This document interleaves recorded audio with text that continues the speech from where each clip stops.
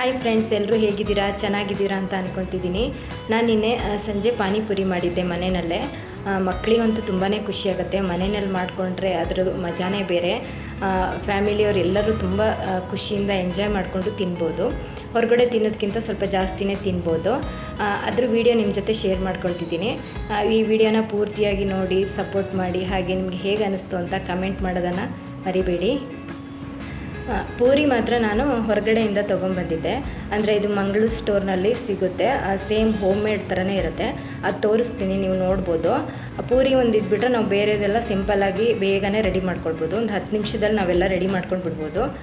ಪೂರಿ ತೋರಿಸ್ತೀನಿ, ನೀವು ವಿಡಿಯೋ ಪೂರ್ತಿ ನೋಡಿದ್ರೆ ನಿಮಗೆ ಗೊತ್ತಾಗುತ್ತೆ. ಅದು ಮೈದಾದಿಂದ ಮಾಡಿಲ್ಲ, ಗೋಧಿ ಹಿಟ್ಟಿಂದನೇ ಮಾಡಿದ್ದಾರೆ ಅಂದ್ಕೊತೀನಿ. ಪೂರಿನೂ ಕೂಡ ಮನೆಯಲ್ಲೇ ಮಾಡ್ಕೊಳ್ಬೋದು. ಗೋಧಿ ಹಿಟ್ಟಿಂದ ಅಥವಾ ನಿಮಗೆ ಮೈದಾ ಹಿಟ್ಟಿಂದ ಬೇಕಾದರೂ ನೀವು ಮಾಡ್ಕೊಳ್ಬೋದು. ಈ ಸಲ ನಾನು ಹೊರಗಡೆಯಿಂದನೇ ತೊಗೊಂಬಂದಿದ್ದೆ. ಹೋಮ್ ಮೇಡ್ ಥರನೇ ಇತ್ತು. ಇನ್ನೊಂದು ಪ್ಯಾಕೆಟ್ ಬರುತ್ತಲ್ವ, ಆ ಪೂರಿ ನಂಗೆ ಅಷ್ಟು ಇಷ್ಟ ಆಗೋದಿಲ್ಲ. ಇದು ಪೂರಿ ಮಾತ್ರ ಮನೆಯಲ್ಲೇ ಮಾಡಿರೋ ಥರನೇ ಇತ್ತು.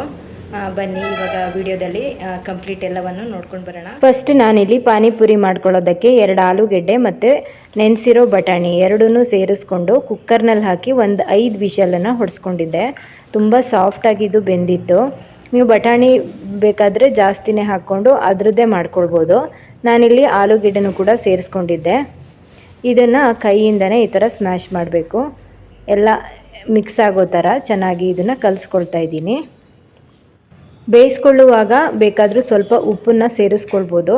ನಾನಿಲ್ಲಿ ಉಪ್ಪು ಹಾಕ್ಕೊಂಡಿರಲಿಲ್ಲ. ಇವಾಗ ಎಲ್ಲ ಸ್ಮ್ಯಾಶ್ ಮಾಡಾದ್ರ ಮೇಲೆ ಇದಕ್ಕೆ ಕೆಲವೊಂದು ಪೌಡರ್ಗಳನ್ನು ಸೇರಿಸ್ಕೊಳ್ತೀನಿ.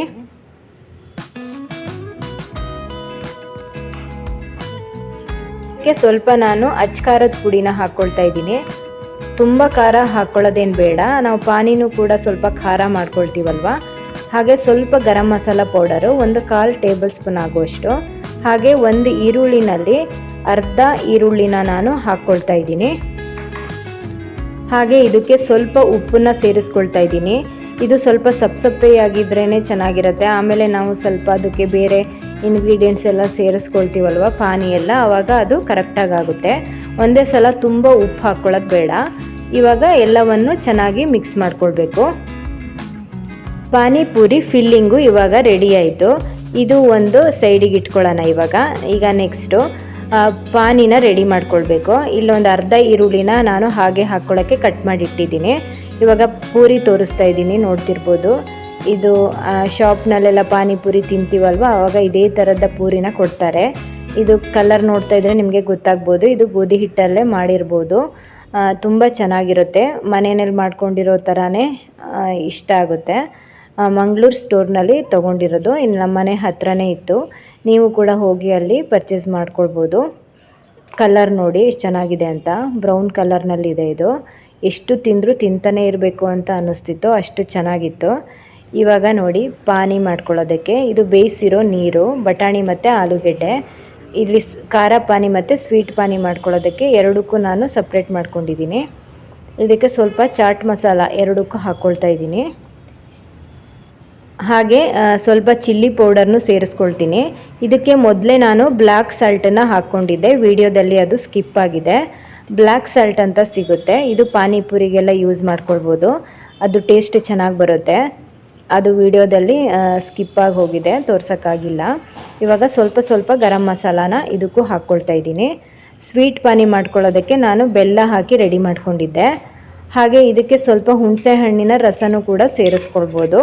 ನಾನಿಲ್ಲಿ ಹಾಕ್ಕೊಂಡಿರಲಿಲ್ಲ. ನಿಮಗೆ ಹುಳಿ ಫ್ಲೇವರ್ ಬೇಕು ಅಂದರೆ ಅದನ್ನು ಕೂಡ ಸ್ವಲ್ಪ ಹಾಕ್ಕೊಳ್ಬೋದು.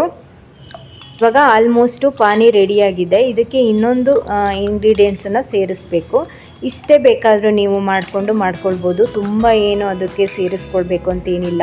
ಚಿಲ್ಲಿ ಪೌಡರ್ ಕೂಡ ಹಾಕ್ಕೊಂಡಿದ್ದೀವಿ. ಹಾಗೆ ಇಲ್ಲಿ ದಹಿ ಪುರಿ ಮಾಡ್ಕೊಳ್ಳೋದಕ್ಕೆ ಮಕ್ಕಳಿಗೆ ಇಷ್ಟ ಆಗುತ್ತಲ್ವ, ಸ್ವಲ್ಪ ನಾನು ಫ್ರೆಶ್ ಮೊಸರನ್ನ ಇಟ್ಕೊಂಡಿದ್ದೀನಿ. ಇವಾಗ ನೋಡಿ ಎಲ್ಲವನ್ನು ರೆಡಿ ಮಾಡ್ಕೊಳ್ತಾ ಇರೋದು ಎಷ್ಟು ಚೆನ್ನಾಗಿ ಕಾಣಿಸ್ತಾ ಇದೆ ಅಂತ. ನೀವು ಮನೆಯಲ್ಲಿ ಇದ್ರ ಪ್ರಿಪ್ರೇಷನ್ ಮಾಡ್ಕೊಳ್ಳೋದೇ ಎಷ್ಟು ಖುಷಿಯಾಗುತ್ತೆ ಅಂದರೆ ಒಂದು ಸಲ ಟ್ರೈ ಮಾಡಿ ನೋಡಿ, ಗೊತ್ತಾಗುತ್ತೆ. ಇವಾಗ ಇದು ಒಂದು ಪೇಸ್ಟ್ ಮಾಡ್ಕೊಳ್ಳೋಣ. ಕೊತ್ತಂಬರಿ ಸೊಪ್ಪು, ಸ್ವಲ್ಪ ಪುದೀನ, 2 ಹಸಿಮೆಣಸಿನ್ಕಾಯಿ, ಸ್ವಲ್ಪ ಶುಂಠಿ, ಸ್ವಲ್ಪ ನೀರು ಹಾಕ್ಕೊಂಡು ಇದನ್ನು ಪೇಸ್ಟ್ ಮಾಡಿಕೊಂಡು ಪಾನಿಗೆ ಸೇರಿಸ್ಕೊಳ್ಳೋದು. ಇದು ಸ್ವಲ್ಪ ಖಾರ ಇರುತ್ತೆ. ಹಸಿಮೆಣಸಿನ್ಕಾಯಿ ನೋಡಿಕೊಂಡು ನೀವು ಸೇರಿಸ್ಕೊಳ್ಬೇಕು. ತುಂಬ ಖಾರ ಇದ್ದರೆ 1 ಮೆಣಸಿನ್ಕಾಯಿ ಹಾಕ್ಕೊಂಡ್ರೆ ಸಾಕಾಗುತ್ತೆ. ಎರಡಕ್ಕೂ ನಾನು ಸ್ವಲ್ಪ ಸ್ವಲ್ಪ ಹಾಕ್ಕೊತೀನಿ. ಖಾರ ಕಡಿಮೆ ಆದರೆ ಮತ್ತೆ ಸೇರಿಸ್ಕೊಳ್ಬೋದು. ಇವಾಗ ಪರ್ಫೆಕ್ಟಾಗಿ ಪಾನಿ ರೆಡಿಯಾಗಿದೆ. ಸ್ವಲ್ಪ ಹುಣಸೆ ರಸನೂ ಕೂಡ ಸೇರಿಸ್ಕೊಳ್ಬೋದು ನೀವು. ಹಾಗೆ ಇಲ್ಲಿ ನಾನು ಸ್ವಲ್ಪ ಸಣ್ಣ ಮಿಕ್ಸ್ಚರ್ ಕೂಡ ಇಟ್ಕೊಂಡಿದ್ದೀನಿ. ಇದು ಆಪ್ಷನಲ್ಲು, ಮಿಕ್ಸ್ಚರ್ ಬೇಕು ಅಂತ ಏನೂ ಇಲ್ಲ, ಇದ್ದರೆ ಚೆನ್ನಾಗಿರುತ್ತೆ. ದಹಿ ಪೂರಿಗೆಲ್ಲ ಮೇಲ್ಗಡೆ ಹಾಕ್ಕೊಂಡ್ರೆ ತುಂಬ ಚೆನ್ನಾಗಿರುತ್ತೆ ಅಂತ. ಇವಾಗೆಲ್ಲ ರೆಡಿಯಾಗಿದೆ, ಎಲ್ಲನೂ ನಿಮಗೆ ತೋರಿಸ್ತಿದ್ದೀನಿ. ಇದ್ರ ಜೊತೆಗೆ ನಿಮಗೆ ಕಾಂಗ್ರೆಸ್ ಕಡಲೆ ಬೀಜ ಅಂತ ಸಿಗತ್ತಲ್ವ, ಅದನ್ನು ಕೂಡ ಹಾಕ್ಕೊಳ್ಬೋದು. ತುಂಬ ಡಿಫ್ರೆಂಟಾಗಿ ಬೇಕು ಅಂತ ಇದ್ದರೆ ಅದನ್ನೆಲ್ಲ ನೀವು ಆ್ಯಡ್ ಮಾಡ್ಕೊಳ್ಬೋದು. ಸಿಂಪಲ್ಲಾಗಿ ನೀವು ಇಷ್ಟೇ ಕೂಡ ಮಾಡ್ಕೊಳ್ಬೋದು. ಇವಾಗ ಒಂದು ಪಾನಿಪುರಿ ರೆಡಿ ಮಾಡಿ ತೋರಿಸ್ತಿದ್ದೀನಿ. ಇದು ಒಂದು ಪೂರಿನ ಸೆಂಟ್ರಲ್ನಲ್ಲಿ ನಾವು ಹೋಲ್ ಮಾಡ್ಕೊಳ್ಬೇಕು. ಈ ಥರ ಹೋಲ್ ಮಾಡ್ಕೊಂಡ್ರ ಮೇಲೆ ನಾವು ಫಿಲ್ಲಿಂಗನ್ನು ರೆಡಿ ಮಾಡಿ ಇಟ್ಕೊಂಡಿರ್ತೀವಲ್ವ, ಆಲೂಗೆಡ್ಡೆ, ಬಟಾಣಿ ಇದೆಲ್ಲ ಅದರಲ್ಲಿ ಒಂದು ಸ್ವಲ್ಪ ಹಾಕ್ಕೊಳ್ಬೋದು. ಮೇಲ್ಗಡೆ ಸ್ವಲ್ಪ ಈರುಳ್ಳಿನೂ ಕೂಡ ಹಾಕ್ಕೊಳ್ಬೋದು. ಸ್ವೀಟ್ ಪಾನಿ ಬೇಕು ಅಂದರೆ ಸ್ವೀಟ್ ಪಾನಿ, ಖಾರ ಪಾನಿ ಬೇಕು ಅಂದರೆ ಖಾರ ಪಾನಿ ಹಾಕ್ಕೊಳ್ಳೋದು. ದಹಿ ಪುರಿ ಹಾಕ್ಕೊಳ್ಳೋದಾದರೆ ಒಂದು ಸ್ವಲ್ಪ ಮೇಲ್ಗಡೆ ಮೊಸರು ಹಾಕ್ಕೊಂಡು ಸ್ವೀಟ್ ಪಾನಿ ಹಾಕ್ಕೊಂಡು ತಿನ್ನೋದು ಮಕ್ಕಳಿಗೆ ತುಂಬ ಇಷ್ಟ ಆಗುತ್ತೆ. ಮೇಲ್ಗಡೆ ಸ್ವಲ್ಪ ಸಣ್ಣ ಮಿಕ್ಸ್ಚರ್ ಬರುತ್ತಲ್ವ, ಬಾಂಬೆ ಮಿಕ್ಸ್ಚರ್ ಅಥವಾ ಬೇರೆ ಯಾವುದಾದ್ರೂ ಸಣ್ಣ ಮಿಕ್ಸ್ಚರನ್ನು ಸ್ವಲ್ಪ ಮೇಲ್ಗಡೆ ಆ್ಯಡ್ ಮಾಡ್ಕೊಳ್ಳೋದು. ಸ್ವಲ್ಪ ಕೊತ್ತಂಬರಿ ಸೊಪ್ಪು ಕೂಡ ನೀವು ಇದೇ ಥರ ಸಣ್ಣದಾಗಿ ಕಟ್ ಮಾಡಿಕೊಂಡು ಸೇರಿಸ್ಕೊಳ್ಬೋದು.